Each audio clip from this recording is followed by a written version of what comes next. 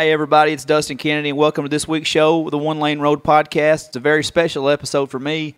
We got the voice of the Tennessee Titans, Mike Keith, going to be joining us very shortly. I'm solo for the first part of our show. Well, I say solo.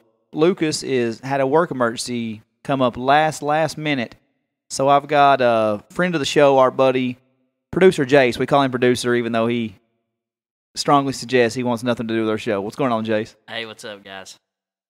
I'm doing good, man, and glad to have you here. He kind of saved me. We've said it multiple times in the production here in the first 17, 18 weeks that I'm the creative and Lucas is the technical, and that couldn't have been more true today than after I snagged our guest a couple days ago. I snagged Mike for the show, and I had a feeling last night, Jace. I almost texted Lucas before I went to bed and said, hey, man, just have that set up just in case something crazy does happen.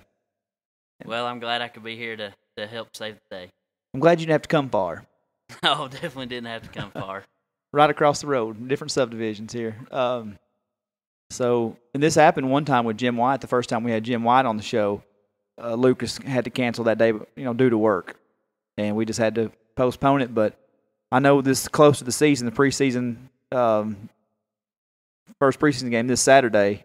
You got to get a guy like Mike Keith in when you can. So absolutely. So we're gonna see if we can't get Mike on the phone here, and hold on just a second while we try to give him a buzz. Hello, Mike. Yes. Hey, Dustin Kennedy here. Hi, Dustin. How you doing? I'm great. How about yourself? I'm fine, thanks. Well, we thank you for joining us today. I know it's a busy time of year for you, right? Well, everybody's busy. Seems like you're going to be amping it up here in just a couple more days, though. How ready are you? We'll be rolling in 72 hours. That's right. Well, you are the voice of the Tennessee Titans. I know I've put it on our Twitter and our Facebook pages, my personal pages since I talked to you yesterday, and I know a lot of people are excited to hear this interview. You're just oh, well, great. Wonderful. One guy actually said, that man is a blessing to my ears. How does that make you feel? Wow. That's very nice. That's a nice thing for somebody to say. Thanks for sharing that. Sure you've heard that. Well, I don't know if you've heard that exact quote. That's a little. No, only from my wife. She says I'm just a blessing in everything that I do. Well, there you go. My wife. Not really. No, I was about to say, really. You got it. My wife doesn't say that about me, so I was jealous there for a minute. No. So, hey, you've been with the Titans since, what, 1998? Is that right? That's right. Yeah, I actually started with them in 1998 when they were still the Tennessee Oilers. We're waiting to move into the stadium. And you graduate. You're a local boy. You're actually from Nashville originally? Franklin. Yeah, I grew up moved to Franklin when I was 10 and been here, until I went to college and then been back. This is my 19th year. And just for our listeners that don't know, alumni, University of Tennessee. I did. I attended the University of Tennessee and got a degree in political science in 1991. So it was a really exciting time to be up there and had a chance to work with John Ward and everybody with the Vol Radio Network during that point in time. It was really a lot of fun, exciting. Oh, I'm sure. And, not to say that Bob Kessling's not a great talent, because he is, but, I talked to several Vols fans in the last day and a half that really wish Mike Keith was working up on the hill ever fall. Well, I'll tell you, I'm really proud of Bob Kessling.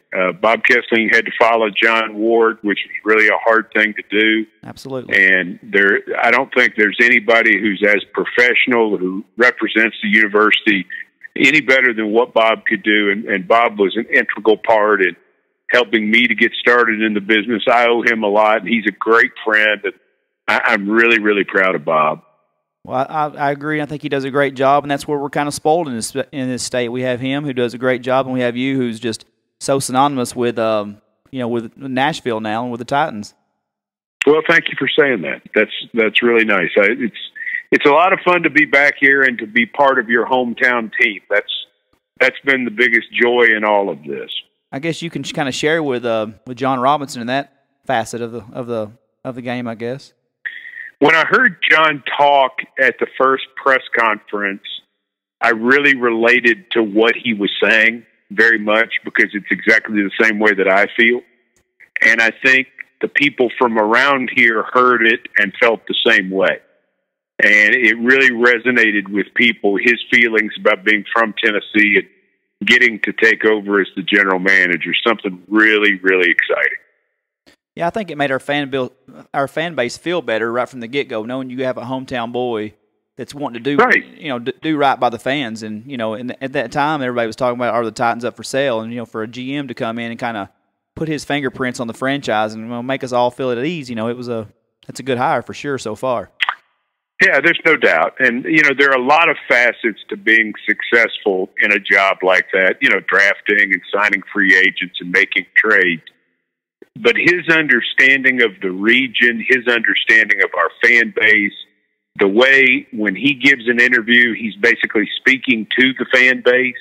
He knows how passionate they are about football. I think that's one of the more special things about John Robinson, and that just the overall fact that he is just so just in tune with everything that's going on. It's made this a really exciting hire for all of us. Probably the most exciting time in at least, what do you think, 5, 6 years, 10 years maybe even? For me, it's the most excited I've been since 2003. Wow. Because I just really feel like the direction is there and is not going to change. And having that direction there and in place and all the things that we have going, even as I watch the team practice today, you just sense that everybody's pulling the same way, that everybody knows what's expected, that we're playing a style of football that we want to play. Ownership has spent a lot of money to help with so many different facets in the organization. It's a really, really exciting time, and it's why I haven't been this excited since Steve McNair was the quarterback. Many, many years ago. And I just think that many years ago, yeah. I think the ownership gets kind of a bad rap because, Amy wasn't so, in the public eye for so long. And it's not that she didn't want to win. And they were spending money. Even the years when they signed Levitra and Pollard and all those guys, they were trying to put, the team together then. They just, maybe the GM wasn't as, Rustin Webster made some bad decisions. But, they were trying. They just needed, I think the guy they got now is doing the right things. Well, we had a lot of framework in place. We drafted Casey and got him signed long-term, and we drafted Morgan and we got him signed long-term, and we drafted McCourty and we got him signed long-term. I think there's several guys who were in place when John got here. And then the fact that the contracts that they've signed are very reasonable. They're fair market value for the quality of the players, but they're also not, sort of that noose around your neck that's going to choke you at some point because of the salary cap. They're good, fair contracts, and because of that, our salary cap situation is fantastic. And then the other part of it, too, is we had gone ahead and drafted the quarterback last year. The fact that we did not make the trade with Philadelphia on draft night 2015, and we stuck to our guns and drafted our player, it really gave us a chance to have some things in place. And John came in, assessed our strengths, and we do have some. Absolutely. And I just sort of highlighted those, and then assessed our weaknesses, and then he went at the job from that standpoint. And I think that's what impressed me so much about him is he said, hey, we've got a few cards here. We're not playing with an empty hand. We've got some cards, and this is how we're going to play them, to make ourselves better. And I think that's why we're already a better team. He had a really good gauge, and that was really where he blew them away in the interview process too. He knew them. I think they knew they were hiring him as soon as that interview was over. Oh yeah. Well, I think that we did have some players in place, and I agree with what you're saying. And luckily, and this is not anything against Rustin Webster or Zach Mettenberger, but thankfully Marcus fell in our laps at 2, so there wasn't a decision to be made. Ultimately, we knew we had to have a quarterback, and I'm glad we got the guy that we got because a lot of people were sold on Zach. A lot of people in that building were sold on Zach. Well, there were some people in the building sold on Zach, but Rustin was sold on Mario. Good. And thank you. Thank goodness. He really stuck to his guns and did what he needed to do in order to make that pick. And we actually did a special for Titans All Access we called 100 Days to the Pick, and we spent a lot of time with him leading up to that, a lot of time behind closed doors, and it was really fascinating to be able to see him go through the process of making that decision. And along the same lines, what's really interesting is down in Tampa, they were doing the same thing. And John Robinson came to us knowing as much about Marcus Mariota as anybody on our staff. Yeah. So it's like because Tampa had spent so much time on him, John was able to pick up the ball and run with it and add pieces like the running backs, like Ben Jones, like Rashard Matthews to help the offense. And then obviously the picks that we made in the draft, you could see how they directly impact the quarterback. And that's what you do. I mean, if you've got a quarterback who's a franchise player, which we feel like we do, you build around it. And that's what I think John has done a good job doing. But his knowledge of Marcus, not having to come in and learn this guy's strengths and maybe weaknesses because he already knew him from the 2015 draft, it was a huge advantage to hitting the ground running for John Robinson. Yes. And I think we're all pretty much in agreement that Marcus Mariota is going to be very, very special in this town. We don't even have to talk about it. I mean, you just touched on it enough that, Marcus is going to be, he's the brightest stars we had here since, Steve and Eddie. But kind of go into, like, where is the team at? Like, are the coaches, all the new coaches we've got, how are they gelling with all the new players? That's been something that has been very fun to watch because for the first time in his career as a head coach, Mike Mularkey got to pick his staff. Yes. And one of the reasons that Mike Mularkey was promoted to be the full-time head coach was because of the quality of the staff that he could put together. Keeping Dick LeBeau, getting Terry Robisky to be the offensive coordinator, getting Russ Grimm to come coach the offensive line, getting Bob Bratkowski to coach the wide receivers, Bobby April to coach the special teams, convincing Sylvester Croom to continue on as the running back coach, convincing Lou Spanos to stay as the linebacker coach. What's really fascinating is this whole group has a direct tie to one another. Right. Every one of them does. Keith Willis, for example, the assistant defensive line coach, played with Mularkey in Pittsburgh. Robisky's coached with him. Bratkowski's coached with him. Obviously Coach LeBeau has coached with him. The only coach on the staff that had not coached with him or had a direct tie to him in that Steeler way or whatever was Steve Jackson. But Steve Jackson was an important player on the 99 Titans team. Yes. So the consistency of message and the consistency of this staff working together has really been something to see. It's been a lot of fun. Yeah, I've been to a couple of the training camp games, and you see the respect that every one of the coaches demand out of the players. And the players are, I think every one of these players are happy with their position coaches, from what it seems so far. Well, we've had some outstanding assistant coaches over the years. I mean, Greg Williams, and Mike Heimerdinger, and Schwartz. Jim Washburn, and obviously Mike Munchak's the best offensive line coach I've ever seen in my entire life. Yes, sir. And I'm just touching on a few. Those are just some of the names. But as a staff, I don't think we've ever had a better complete staff because along with some of the names that I mentioned, Nick Eason, a really, really good young coach, got to stay and become our defensive line coach. He gets his chance at age 35. Jason Michael does a great job running our offense late in the season after the transition. And even though Mike Mularkey's going to bring in his own offensive coordinator, he says, hey, that guy's a good football coach. He's staying. Arthur Smith, our tight end coach, outstanding. Deshae Townsend in the secondary, I think he is just spectacular. Young coaches, mentioned Steve Jackson, Jason Tucker, a good young coach, Luke Steckel, a good young coach. So we've got that blend of old and new, which is why I think this may well be the most complete staff we've had. Yeah, and you have to have that for the young players you have. You like to have younger coaches they can relate to, but also the older coaches that have a history and have the resume in the NFL to demand the respect. So it is. That's true. I mean, it's really amazing though. It seems like the older coaches have more energy than the younger coaches. It's really been funny to watch because these guys are having so much fun working together and growing this team and teaching. And you know what's interesting about them too is they're not yellers.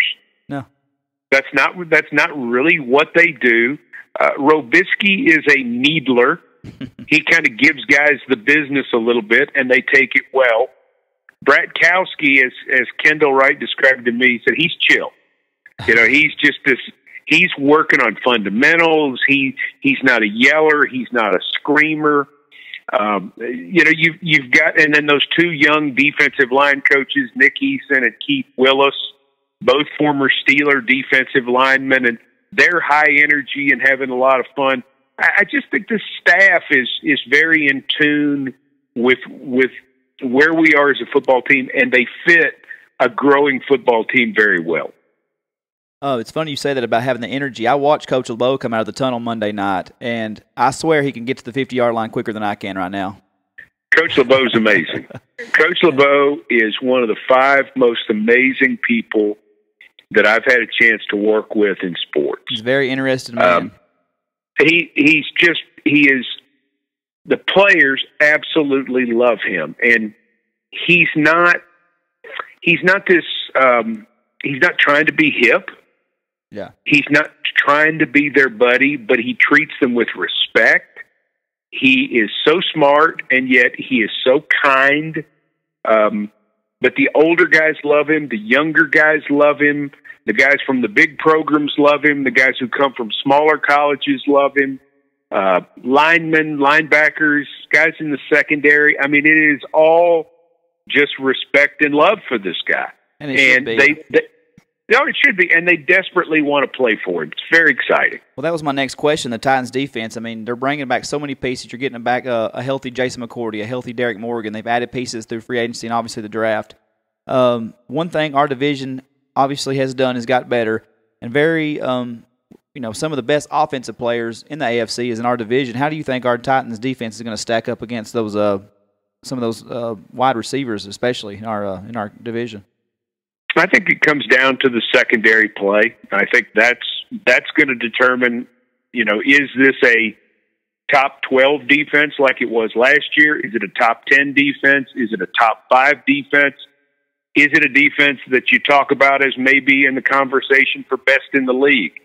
I think the front 7 is outstanding. I think the front 7 is top 5 in the league. I really, when you've got Arakpo and Morgan and Williamson and Woodyard and Casey and Al Woods and then Daquan Jones, I mean, that is a really formidable front 7 with some tremendous depth absolutely, and talent behind it. Now, the secondary didn't make anything happen last year. They just didn't. Nope. They didn't, led in interceptions with 2.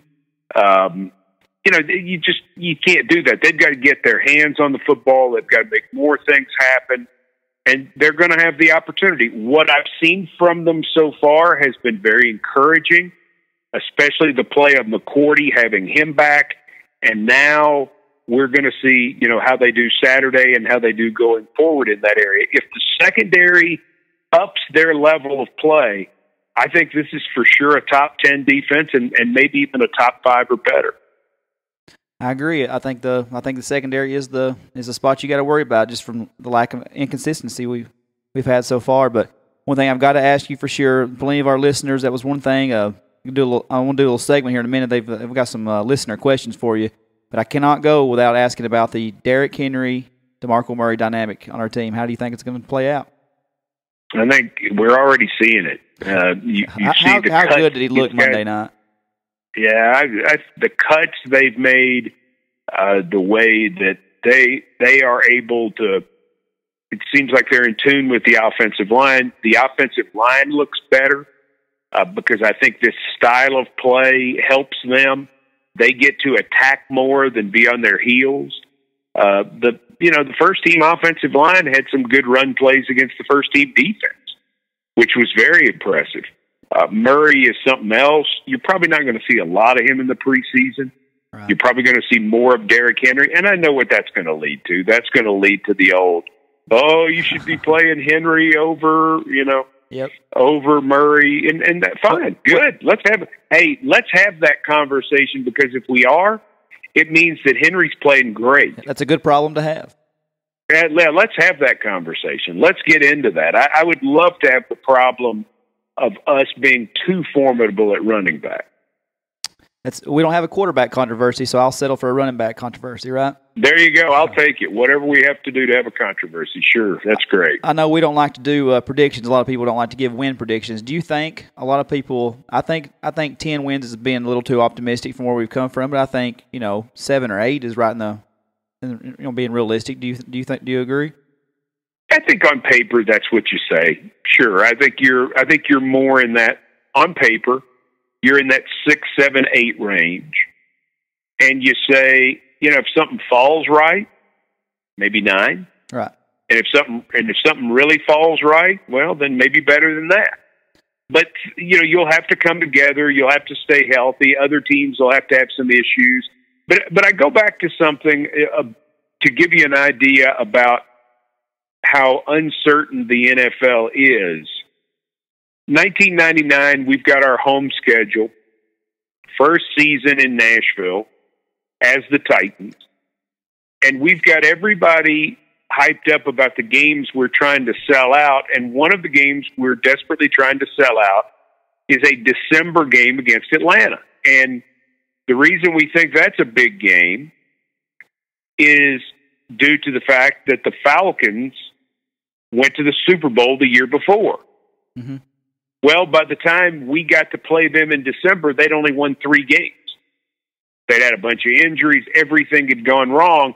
And so a game that you circled at the start of the year as vitally important suddenly was a pretty easy win. Well, if that happens, if your schedule plays out the right way, and that's something not talked about much about the 99 schedule, it played out pretty well for the Titans. When the Titans started 10-0 in 2008, the schedule played out pretty well. Some teams that were expected to be better weren't. This team hasn't had a break in about 8 years. So maybe this is the year. And if they get that break, Dustin, it may be that you could get better than 7 or 8 wins. But I think on paper, that's a fair assessment. I don't think you argue with that too vociferously, because you say, yeah, they're going to be better, but they've still got some things to overcome, and they've got to learn how to win. Yeah, I've been saying 6, but you look and I see where people are where they're coming from. And last year, you lose to Buffalo, Indianapolis, so many of these close games they lose, and you lose Marcus for 4 games. So I see what they're saying, but it all has to come together. The schedule's got to work out, like you're saying. So, hey, we'll see. It's going to be a lot of fun, but I have to backtrack for a minute. I meant to start off in the first part of your career, but I cannot let you go without talking about the Music City Miracle, because that play lives in Tennessee history, and your call on that, there are no flags on the play. Tell us a little bit. You don't have to go in full depth about it, but we had Kevin Dyson on here early on, and he gave us the big story on it. So how awesome was it to be in Adelphia Coliseum when that play happened? Well, it was the blind squirrel found an acorn. Exactly I was just so fortunate to be in that position. And I was so fortunate that the other 3 broadcasts that day had issues with their call from a technical standpoint. ABC, the 3 guys on TV, talked all over each other. They were arguing about whether or not it was a lateral. On the national radio broadcast, the color analyst started screaming so much he drowned out the play-by-play announcer. And the Bills announcer, Van Miller, had sort of set up beforehand that that the Titans were going to pull something on the kickoff. And so, more or less, and I'm paraphrasing, of course, what he said during the call is, "I told you so." He basically didn't describe that much of the play. So, I've thought about it a lot. And, you're 31 years old. You've got the opportunity of a lifetime working in the NFL. and then you get to call that play. And you know, sometimes in life when bad things happen, we say, "Why me?" Right. And then sometimes in life when really good things happen, we also say, "Why me?" That's awesome. And I will always feel very blessed that that moment came together as it did, and that I was lucky enough to be there. But still, the best part of it to me, and this will sound hokey, but I can assure you it's the truth. That game, that moment, won us a playoff game. And that's still, when I see it, all I can think is we won the first playoff game at home, you know, and sort of energized our fans. I mean, it changed the direction of the whole franchise at that point, because you may remember when we started this thing in Memphis, nobody really knew if this was going to be a success. And Vanderbilt the next There year were was yeah, and then the year at Vanderbilt and the year at Memphis, I mean, nobody was terribly sure. As a matter of fact, we did not know if we would sell out that Buffalo game. It's amazing. We really weren't sure as a staff that was going to happen. And so from that moment on, after that play happened, it established football in this region. And that's why I will make the argument to some football historians around the country that's the most important play in playoff history, because it sent us to the Super Bowl. You know, the Immaculate Reception. Well, the Immaculate Reception, Steelers lost the next week. Mm-hmm. They were out.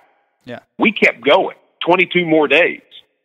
And it established our franchise's move here, and it made this an NFL market. Those guys. So go ahead. There has certainly never been a play that has been more impactful than that one. Maybe it's not the most important. Maybe I'm overstating it because I'm the Titans announcer and I'm a little bit biased towards the Music City Miracle and our fans, but it certainly put us in a very different place.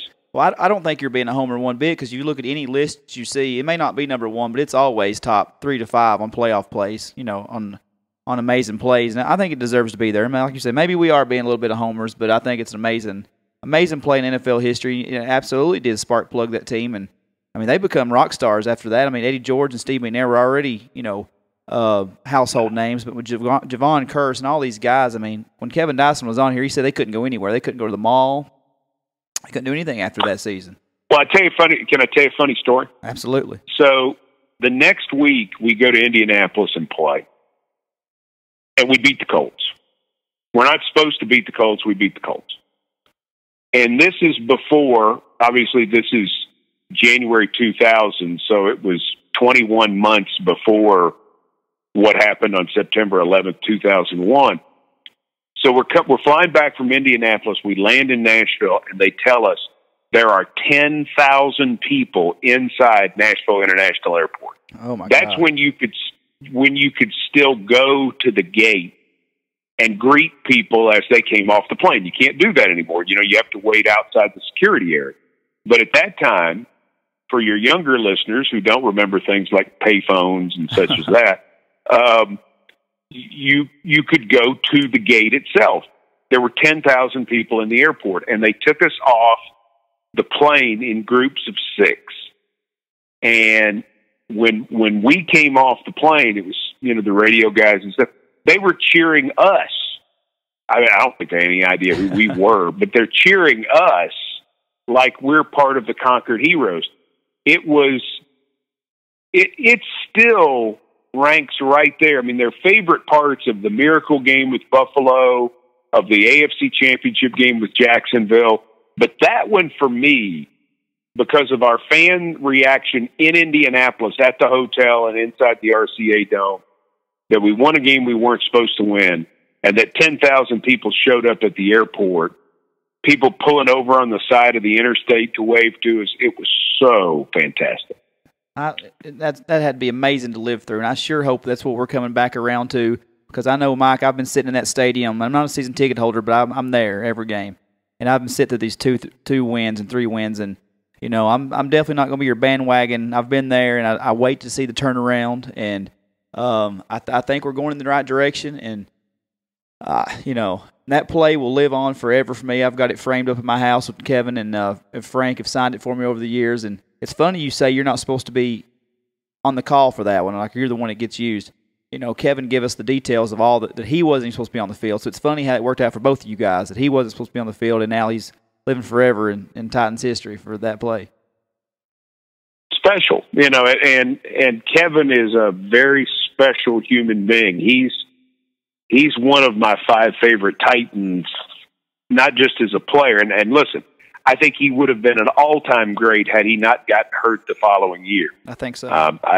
I really believe that with all my heart. He had come into his own. And Kevin, I think there's a part of Kevin that says, why did this happen to me? Right. And asks that question. And we've talked about it a lot. We've been through it and spent some time discussing it. I've actually spent time with Alan Lowry. I've spent time with Isaac Bird. Obviously, I've spent time with Frank Wycheck. Discussed it with Lorenzo Neal, discussed it with Jeff Fisher. My fondest memory is the day after it happened. They asked me to come in and do some interviews. It's the only time in my life I've ever held a press conference. And it was the goofiest thing because people asking me questions, and normally I'm the one asking people questions. And so then I walked into our cafeteria right after that ended, and there's Coach Fisher. He's the only person in there. And the two of us talked for maybe 15 minutes. And he told me a couple of stories about the play and what it meant. And all I could think to myself is, to be a sports fan and to be standing here with the head coach of an NFL team talking about a play that's going to be talked about as long as there's an NFL, that's pretty doggone cool. That's awesome, Mike. And that just says something for you, for guys like you, and for Kevin. And I was a fan of Kevin before this show, and it's just 2 guys. My partner is actually he had a work emergency, so he couldn't be here tonight.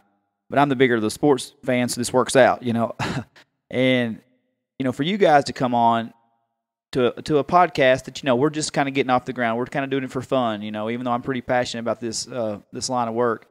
For you guys to do this just kind of shows your character, because, I know I've talked to you handful of times over the years. Same thing with Kevin, but, for him to come on a month into it, when we were really nervous, and really had just got this thing off the ground, for him to come in and do it, that just, once again, it speaks for your character, and we really appreciate it. Well, you're nice to say that. It's our fan base and the people who have hung with us have been amazing. And, they were there when we were winning 13. Unfortunately, they've had to live through losing 13. That's right. And I knew, listen, when I took this job, I was just a huge NFL fan, and I'm not the smartest man in the world, and I'm not saying I knew everything, but what I did know is when we were winning 12 games a year those first 5 years, I knew there would be a payback at some point. Yeah. I understood that there would be a moment where we would not win as many games. I got that. Right. My pain has not been for me. It's for the players and the coaches and the people that I work with, but it's more so for the fan base, because they're paying their hard-earned money and giving of their time to be there, and they have choices. They have choices about what to do with their money and what to do with their time. What I'm proud of with the organization, and in particular Amy Adams Strunk and the rest of the ownership group, is the commitment to those fans that I have seen them make financially to do things within the stadium, to do more events for the fans, so that especially the season ticket members, to feel like they're more involved 12 months out of the year. When I saw what we did the other night, making Tim Shaw a member of our football team for life, that was awesome. That's having your heart in the right place. That was a good thing to do, but more than that, it was the right thing to do.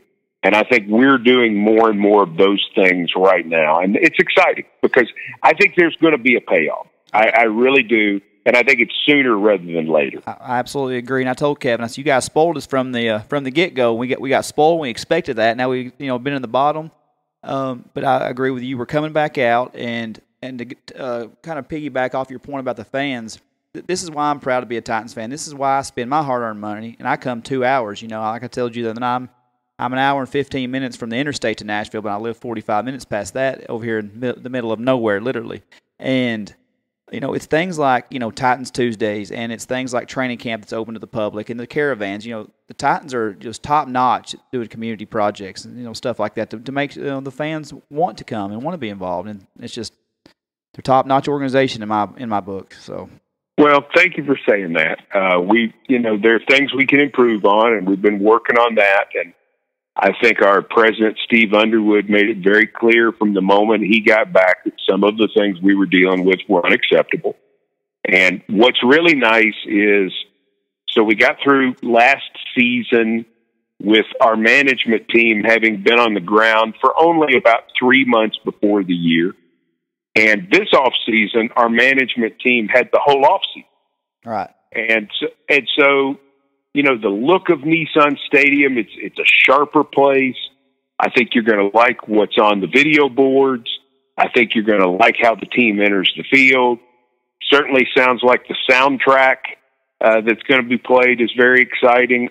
All of those sorts of things. The fact that we've added Wi-Fi, we're trying to do it the right way. And we're not there yet. Nobody's saying that, but the fact that ownership has put their money where their mouth is makes a huge difference. Yes, sir. Well, hey, I know you've been with us for. We went over our time, but if you don't care, while we got you on, I know you're going to be busy as the season goes on. We may not get to do this. I've got to answer these fans' questions, or they'll have me hung up tomorrow. If you have enough time to answer a couple of them, cool. Our buddy Blake. He wants to know, when people come to talk to you for the first time, is sacked the first thing that they say? A lot of times, yes. A lot of times, yes. They say that, and it really makes me laugh because people are really cool about it. Is it too early Is it too early, or is it too? Are we close enough? Are you in mid-season form enough to give me one right now? No. Gosh, no. The truth of the matter is, I struggled. Well, I'll tell you another quick story. I struggled a lot when I was early in this process with losing my voice during the course of the broadcast. And by the time the broadcast was over, I had no voice left. And I went to see somebody about that, and because I'm loud. You may be surprised to learn. I know that's very hard to believe. I'm very loud, and so a lot of what I do is I have a vocal warm up that I do, and there are a few other things that I do, and I try not to do. They advise me. They said, don't do any of that screaming until you've properly warmed up, and it's really helped me a lot. So I'm kind of careful with that. I also don't talk much on game day beforehand. I sort of keep to myself. Okay. And I'm not going to be out doing a lot of socializing because I've got to talk for 4 hours, and I've got to make sure I've got a voice for that. When it's over, I'm very social, but beforehand, I'm just kind of off by myself. But yes, people do come up and say sacked, and it's happened in church even. So I'm not going to lie. If it coincided, if the timing with the game and the radio worked better, I absolutely would watch the game and listen to you on the radio. I've told my wife. I understand. I've tried it about 17 times at least, and it runs ahead or behind. But it's your passion when you say sacked. I mean, I told my wife several times we've been watching the games. It's like we could be down 35-3, and if Jarrell Casey gets a sack, it's going to be like we're winning by 2 touchdowns. So, well, see, I love defense. I guess it's because I played defense, right? So I love defense. Offense, okay, whatever. Yeah. Well, it's because our offense has been kind of for a long time. I'm teasing, of course. I like offense like the next guy, but I really, when you're playing good defense and you get them off the field on 3rd down and the crowd gives the defense a standing ovation. I mean, it makes it makes you feel tingly if you're a football fan. I love that moment when the defense gets off the field and does their job. And can turn a game around in a heartbeat. I'm just a huge fan of defense. So when did you decide that you wanted to be on the radio? And if you weren't on the radio, what would you have done besides being a broadcaster? When I was 7 years old, That's awesome. I decided I wanted to be a sportscaster. And if I wasn't doing this, I would probably be selling shoes. Selling shoes, Al Bundy style? I don't know. I sold better shoes than Al Bundy. I'm not saying I was better at it, but I worked for Genesco, and they, of course, owned Johnston and Murphy. And Right. I sold shoes for them at Castner Knott at Harding Mall. And that was something I really, really enjoyed. They offered me a full-time job at one point while I was in college. They offered me a chance to drop out of college and potentially manage a store, and I chose not to do it. Well, I'm not saying you weren't a good shoe salesman, but I think we are very happy that you decided to go the route that you went. For sure. I am too. And I still wear Johnston Murphy. I love their product. I believe in it. But yeah, I think I'm probably better off where I am. I think so. Nice plug for the shoe company there. There you go. Assuming the Music City Miracle was a favorite game that you've ever called, and I'm assuming it probably was. What was the second favorite call that you've been able to make? The call or the game? Both. I think probably the call is the Rob Baronis 60-yard field goal to beat Indianapolis. Yes. Because the ball seemed like it was in the air for an hour and a half. And I'm watching it go, and I'm sitting here going, that's going to make it. Mm-hmm. And I nearly said something else. And it wasn't holy cow. Yeah, I had a feeling. when it went, I think a lot of people had the same reaction, I know I did. It was so exciting, and to beat Indianapolis, and Vince Young had the Titans really going good at that point. We were on a winning streak, and Indianapolis went on and won the Super Bowl. People don't remember that was the year they won the Super Bowl. So that was a thriller. The game outside of the Indianapolis game in the playoffs in January of 2000, the other one would be 2009 Arizona. Yes. Young to Britt on the last play of the game. That a 99-yard drive. That was a lot of fun. I was sitting here thinking about that game, wondering if you would bring it up, because that's one of my favorite all-time moments also. So it's really cool that you brought that up. It was just, well, we couldn't talk about it for a while Ken Wisenhunt was the coach. But now I guess we could talk about it again. Well, thank God we can talk about it for more reasons than one. Speaking of Ken, do you think he'll get a great reaction Saturday night? I hope people are nice. I really do. He did the best he could, and he got booed at Monday Night Raw, so I don't think he's going to get any better reaction at the stadium. I just hope the fan base will let bygones be bygones and move on. And we do play them in the regular season too, so you don't want to.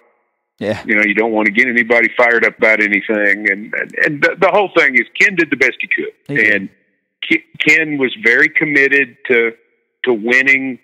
He took it very hard when we didn't win. It was obviously a marriage that just didn't work, but it wasn't from a lack of trying. Ken put in as much effort as any coach we've ever had. And so you always feel badly when something doesn't work out, because he's a talented person. And I think, is he better in San Diego? Yeah, because I think he's probably more of a veteran style coach. I think so. A coach whose system is complicated enough that he needs more veterans around. I don't think for Jake Locker or for Zach Mettenberger or for Marcus Mariota, it was probably the best system. I agree with that, and I was a huge Jake Locker fan, so I was always a little bitter about it. My wife was a huge Jake Locker fan, so she's very bitter. So, yeah, I think you're right, though, because he and Phillip Rivers had such a strong connection in San Diego, and I was actually just watching an interview with Phillip on the NFL Network right before I came to record, and I think it's a good marriage for both ways. I think we moved in a better direction. I think Ken went, something he's more natural at. So, well, things sometimes work out for the best. That's absolutely right. So, Oftentimes. Yeah. So kind of in the show, we didn't get to talk about a few of the guys that I wanted to, kind of touch on, kind of bigger name guys in our franchise history. So if you want to play like a little like one-word name association with a few of these guys, you don't have to go in great detail. Just first thing that pops in your mind when some of these guys. Go. Eddie George. Beast. Keith Bullock. Warrior. Jeff Fisher. Brilliant. Pac-Man Jones. Gone. Vince Young.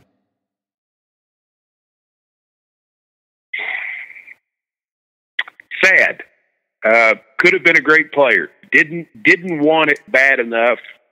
Could have been a great player. And I think knows now that he wasted his gift. I think listening to him now, I think he realizes it. I wish he'd have realized it when he was here. Hey, the 99-yard drive showed everything. I mean, that was just so impressive. He had a lot of ability. He really did. And not a bad guy either. Really a misunderstood guy. Not a bad guy. I think so. Jake Locker. Oh, gosh. Class. Yep.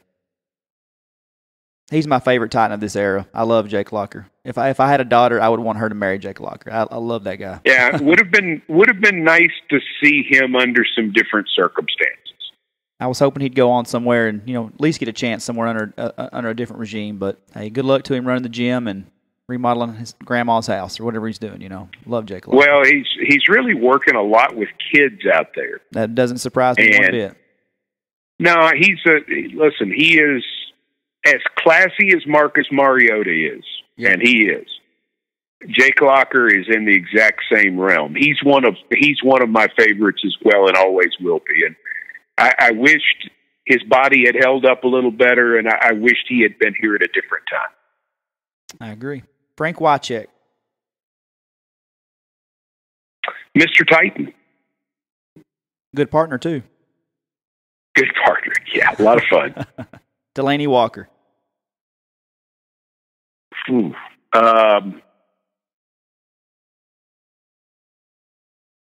Just rugged. One of the most rugged players we've ever had. Could have played and fit in easily on the 99 through 2003 teams. Yep. Same heart. Same character. Speaking of the 99 team, Javon Curse. Freak. Love him. Love him, love him, love him. Blaine Bishop. Always will. Oh, gosh. Crazy. As tough as we've ever had, man. And to be no bigger than he was, my goodness. He would throw himself in head first at any point. What a player. I think I'm going to get a Vince Young response from this. Albert Haynesworth. Albert Haynesworth, misunderstood. Yep. Cared a lot more about the game than what people knew. Was a great player, especially for 2 years. Had fantastic ability. Probably would have been better, a little more grown up. Listening to him talk now, he says a lot of things that make you think, yeah, he's kind of wised up as he's gotten older. Did you read the letter he wrote to himself? Yes. Yep. Not a dumb guy at all, smart guy. Was extremely young when he got here. Extremely young. He's still only 35 now. Right. I never met him when he was a Titan, and I always heard awful stories about his interaction with fans. And when he opened his restaurant on Cumberland Avenue in Knoxville, I was up there, and we went in. He was having something at alumni or homecoming weekend. So he and Brittany are sitting there, and they're kind of just showing everybody what's on the menu and whatnot. And he sits there with me and my friend Jeremy. He's like, hey, man, y'all like burgers? It's the place to go. It's called Burger Fi. And he sat with us. He's like, do you mind if we sit down? He sat with us for at least 15, 20 minutes just talking about the food, then he talked his career with us. And I just thought, man, this guy really is misunderstood or he's matured, one of the two. So yeah, I had a good relationship with him. I really, really did, and am still friendly with him. And just always thought that I wish more people could have seen the side of him that I saw at different points. But he clearly made a bunch of mistakes. I'm not saying he didn't, but at the same time, there was more to him than the guy who stepped on Andre Giroud or, took all the money and left for Washington, or, all the things that sort of characterized him. There was more to him than that. Derek Mason. Ooh, self-made. Yeah. Self-made. I mean, the hardest worker we've probably ever had here. I try to pretend he never played for the Baltimore Ravens. That's for dang sure. And because I joked with Bernard when he was on here, I said, I hated you when you were a Raven. Did you know that? I said, but I've hated every Raven. So, and speaking of another guy that I'll always pretend he never played there until our last name, the one and only Steve McNair. The Titan. Always will be. If I'm doing this job 30 years from now and have been in the position for 50 years, he will still be my favorite player. And that gave me cold chills. You just saying that because I just know it's just what he's done for this franchise. And that was my next question was just because a lot of people have Eddie as the Titan. Is it 1A or 1B or is it Steve? Ultimately, just is it Steve? Well, it's pretty close. I mean, it's close in different ways. If you ask Eddie, he says Steve. If you ask Frank, he says Steve. If you ask Kevin, he says Steve. If you ask Brad Hopkins, he says Steve. I think we can end the debate right there. I think that's where my answer comes. If you ask Jeff Fisher, he says Steve.